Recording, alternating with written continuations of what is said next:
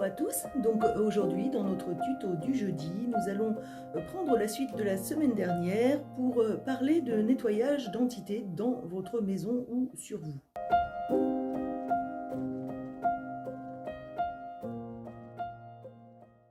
Donc nous allons commencer par les entités qui sont le plus courantes, c'est-à-dire dans 95% des cas, ce sont ces âmes errantes qui parfois se manifestent dans nos maisons et qui ont cette capacité à nous vampiriser un peu. Alors elles ne le font pas exprès, hein, parce qu'elles sont, voilà, elles sont pas conscientes de ce phénomène. Simplement, elles vous vampirisent pour récupérer de l'énergie, pour pouvoir se manifester. Donc du coup, voilà, dès qu'elles voient passer quelqu'un qui a un peu d'énergie, paf, elles vont se coller à lui pour récupérer de l'énergie. Le but étant bien sûr de se manifester pour montrer qu'elles sont là. Alors pourquoi? Parce que très souvent ces entités sont là parce qu'elles ont laissé quelque chose sur Terre qu'elles n'ont pas terminé, ou qu'elles sont attachées à une personne, ou qu'elles sont attachées à un lieu et qu'elles veulent le faire savoir. Parfois elles veulent aussi communiquer avec quelqu'un parce qu'elles ont le sentiment de ne pas avoir terminé leur travail. Donc ces entités finalement ne sont pas vraiment négatives, elles sont plutôt voilà, un peu vampirisantes, mais j'ai envie de dire voilà, elles seront faciles à faire partir dans le sens où quand elles auront délivré leur message ou quand elles auront compris qu'elles n'ont plus rien à faire ici, elles pourront s'en aller facilement.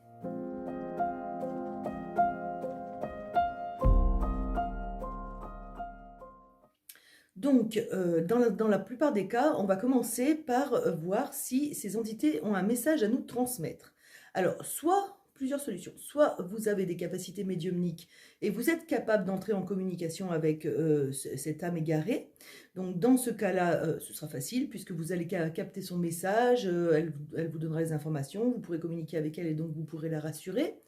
Ou vous pourrez transmettre le message qu'elle a à donner pour qu'elle soit sereine et qu'elle puisse s'élever.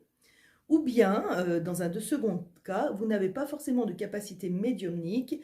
Et là, alors, il y a deux autres solutions. Soit vous faites appel à un médium, soit vous tentez une communication par bougie, parce que c'est la communication la plus sécurisée finalement que vous puissiez employer. Alors, je vous déconseille toute communication avec un Ouija ou ce genre de choses, parce que là, dans ce cas-là, vous avez quand même énormément de chances de faire venir une entité du bas astral, et pas forcément cette entité qui vous parasite, et donc du coup de vous retrouver en plus avec une entité maléfique qui viendra vous polluer. Donc attention à ça.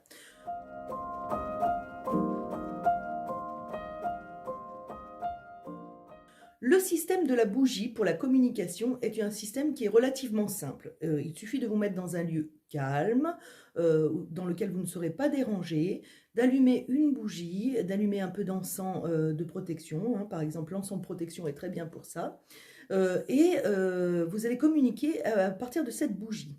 Alors, la bougie étant un espace sécurisé, finalement, créant un espace sécurisé autour d'elle, vous vous approchez de cette bougie et vous allez simplement poser des questions en commençant par émettre un protocole. Alors, le protocole, c'est simplement comme pour un pendule de dire pour le oui, la flamme va par exemple s'élever, pour le non, elle va vaciller. Voilà, tout simplement. Donc, vous allez pouvoir communiquer avec ce système de oui et de non avec votre âme qui tente de communiquer avec vous. Donc, vous pouvez poser des questions basiques, voilà, si vous la connaissez, oui, non, si elle fait partie de votre famille, oui, non, si elle a un message à transmettre à quelqu'un en particulier, oui, non. Si vous n'êtes pas en capacité de recevoir le message total, vous pouvez aussi lui suggérer de s'adresser à une personne qui aura cette capacité-là. Néanmoins, j'ai envie de dire, quand elle est collée à vous, c'est que vous en avez la capacité. Il est possible aussi que cette entité vous transmette des messages durant votre sommeil.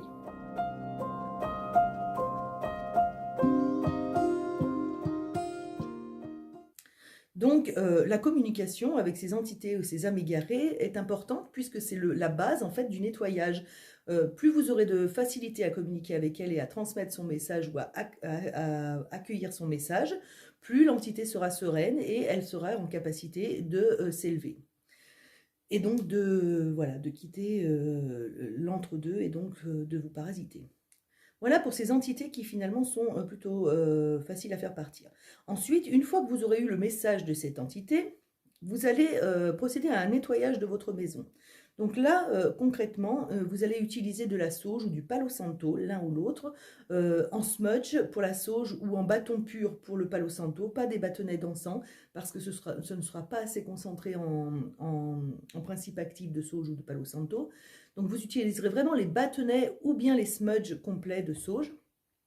Et vous allez procéder à un nettoyage complet de votre maison en faisant une fumigation de la maison, c'est-à-dire en passant avec votre bâton ou votre smudge dans tous les lieux de votre maison, toutes fenêtres fermées, et en demandant à ce que cette âme égarée soit accueillie et qu'elle soit emmenée là où elle doit être. Donc du coup, mettez bien l'intention de la faire partir lorsque vous faites votre nettoyage, parce que c'est le but. Donc vous allez faire le tour entier de toute la maison, et puis quand vous aurez terminé, vous allez ouvrir les fenêtres en demandant à ce qu'elles puissent s'en aller. Voilà, là normalement, vous devriez vous retrouver avec une maison qui est propre et débarrassée de toutes ces âmes égarées. Alors, il faut savoir quand même que les âmes égarées sont parmi nous tout le temps. C'est-à-dire que concrètement, vous en avez eu une, vous allez la faire partir, il est possible que d'autres viennent, hein. Elles sont toujours autour de nous, dans le subtil, sur une autre dimension, mais à proximité de nous, et donc elles sont toujours sujettes à venir nous embêter un peu, nous enquiquiner, nous transmettre des messages, voilà, ce genre de choses, parfois même nous accompagner. Mais là, en général, ce sont des âmes qui sont déjà montées et qui viennent seulement de temps en temps, donc on ne les nettoiera pas, celles-ci. Et voilà. Donc, si vous êtes amené à avoir avec vous des entités qui vous accompagnent, c'est d'une, que vous avez probablement une capacité à les entendre ou à communiquer avec elles, de deux, que concrètement, voilà, vous êtes le candidat idéal pour effectuer ce travail. Donc, certainement que vous êtes un passeur d'âme, puisque c'est son rôle au passeur d'âme, enfin un de ses rôles, de faire passer les âmes de l'intermédiaire jusqu'à le haut astral ou le bas astral. Voilà. Donc une fois ce nettoyage effectué, voilà, je vous conseille de protéger votre maison, votre lieu. Alors simplement en y mettant par exemple du gros sel aux entrées, hein, aux ouvertures. Gros sel que vous changerez une fois par semaine. Alors, il faut savoir que le gros sel en tant qu'outil diagnostique est très pratique, puisqu'en plus d'empêcher les entités d'entrer, il vous donnera aussi une indication sur ce qu'il y a dans votre maison. Du gros sel qui devient noir ou qui fond inexplicablement est signe d'une entité plutôt basse dans votre maison. Donc c'est un très bon outil de diagnostic. C'est aussi un bon outil de protection. Donc voilà, avoir du sel chez soi, c'est très utile. Alors dans le livre de l'abbé Julio, Les grands secrets merveilleux, vous trouverez la bénédiction du sel pour que votre sel soit parfaitement efficace et consacré à ce travail. Voilà pour nos entités, la première catégorie.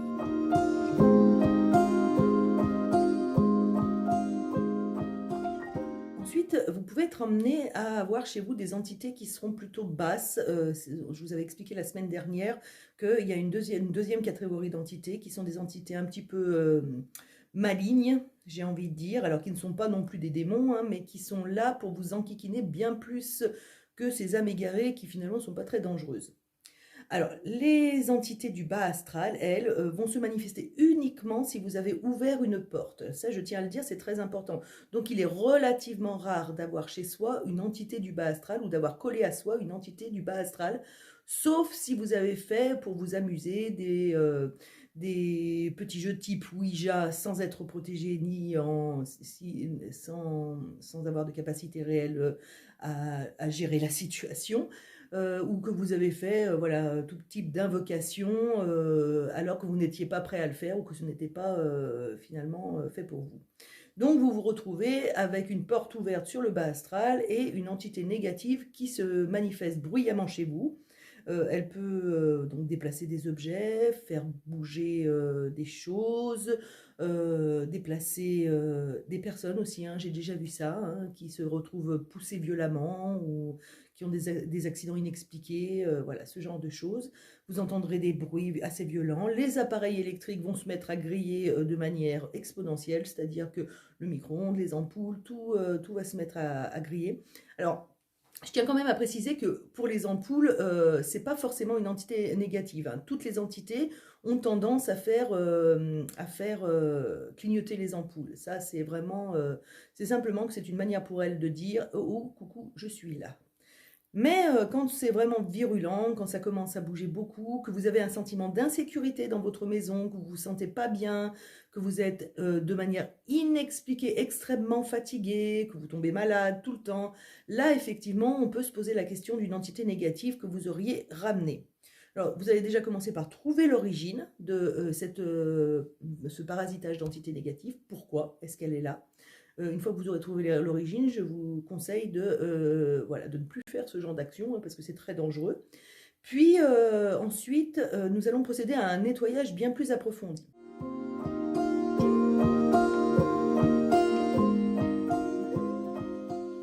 Alors, j'ai envie de dire, si vous ne vous sentez pas pour ce nettoyage, c'est-à-dire que là, pour faire un rituel de nettoyage, faites-le faire par quelqu'un, par un professionnel, parce que effectivement, plus on a peur, plus l'entité se nourrit et plus elle est virulente. Donc, dans ce cas-là, on fait appel à quelqu'un qui va nettoyer votre lieu de vie et vous nettoyer. Par contre, si vous vous sentez, hein, que vous n'avez pas peur et que vous vous dites: «Bon allez hop, je vais nettoyer ma maison, de ce truc», dans ce cas-là, il existe des kits, de purification des lieux, dans lequel vous allez trouver tout ce qu'il vous faut pour établir ce petit rituel. Alors généralement, on fait, ce rituel-là, en 5 jours. Moi, je commence toujours le premier jour, en fait, on fait partir l'entité, mais ensuite on applique encore ce rituel pendant les 4 jours suivants pour, consolider, et refermer la porte et pour, surtout éviter que, d'autres choses ne viennent. Donc ce rituel, il va vous falloir différents outils que vous trouverez dans nos box rituels par exemple, hein, vous les verrez sur le site. Là vous aurez besoin de 5 bougies pour créer un cercle autour de vous pendant votre rituel. Vous aurez besoin également d'encens spécial pour ça, d'une image sainte qui vous correspond, hein, voilà, quelles que soient vos convictions, vous trouverez toujours une image qui pourra vous correspondre. Vous aurez besoin également d'une nappe d'autel, d'un autel sur lequel vous pourrez poser tous vos affaires, d'une plume d'écriture, d'un parchemin végétal, sauf si dans votre boîte rituelle vous avez déjà une prière sur parchemin qui est écrite, donc dans ce cas-là vous n'aurez pas besoin de la faire vous-même. Vous aurez besoin également de sel pour nettoyer, alors généralement du sel de l'Himalaya, hein, que l'on achète en gros blocs et qui va bien absorber finalement tout ce qui se trouve dans l'environnement. Vous aurez besoin également d'eau, alors bénite, dans l'idéal, hein, vous trouverez des prières de bénédiction de l'eau sur le site .org de la communauté. Et voilà, et vous aurez ainsi tout le matériel nécessaire à cela. Alors, ce que je vous conseille, c'est quand même de capter le taux vibratoire de votre maison avant de commencer. Donc pour cela, vous utilisez votre pendule avec votre cadran pour valider votre taux vibratoire. Donc généralement, vous verrez qu'une maison qui est vraiment plombée par une entité très négative va être dans le rouge, orange maximum, mais vraiment complètement plombée. Les habitants aussi d'ailleurs. L'idée, c'est que cette maison remonte dans le vert au niveau de votre cadran. Donc tous ces cadrans sont aussi sur le site .org, hein, de la communauté. Donc à partir du moment où vous avez capté votre taux vibratoire, vous allez vous mettre dans la pièce principale de votre maison si vous n'y êtes pas dérangé. Sinon, je vous conseille de trouver un petit coin tranquille pour vous mettre, voilà, à l'abri de tout ce qui pourrait vous parasiter pendant que vous faites votre rituel. Donc vous allez visualiser autour de votre autel un cercle, donc un cercle qui vous entoure et qui entoure également votre autel. Alors soit vous le visualisez, soit vous pouvez également le matérialiser avec vos bougies, c'est-à-dire que vous pouvez placer les 5 bougies autour de votre autel pour signifier ce cercle de protection. Vous pouvez éventuellement y ajouter du sel autour de vous pour vraiment que ce cercle soit parfaitement fermé. Là-dessus, vous allez, avec votre prière, allumer votre bougie, votre prière à la main, hein. Donc, ça, c'est fonction des convictions de chacun. Ça peut être ça peut être l'archange Saint-Michel, ça peut être une prière à Jésus. Il y a différents maîtres comme ça qui accompagnent ce genre de nettoyage. Puis, vous allez commencer à émettre cette prière en demandant donc à ce maître que vous aurez choisi de vous protéger et de nettoyer avec vous ce lieu. Donc, c'est un principe d'attraction hein, que l'on fait pour ce nettoyage. Vous allumerez également les encens de purification hein, que vous avez choisis. Alors, il y en a des très très puissants, hein, vous regarderez sur le site de la boutique.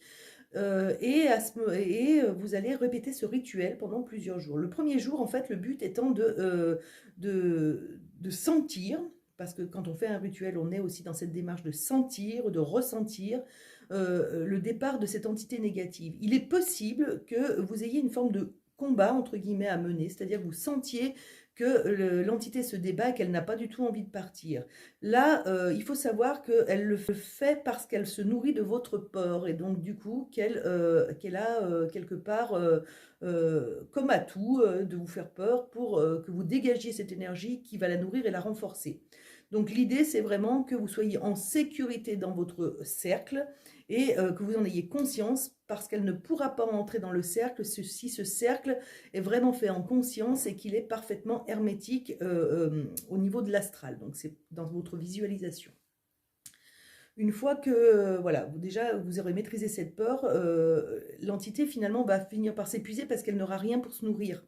Donc du coup, et que la prière du maître que vous avez fait intervenir, le maître va finir par, voilà, vous allez activer son égrégore qui va finir par nettoyer correctement votre lieu.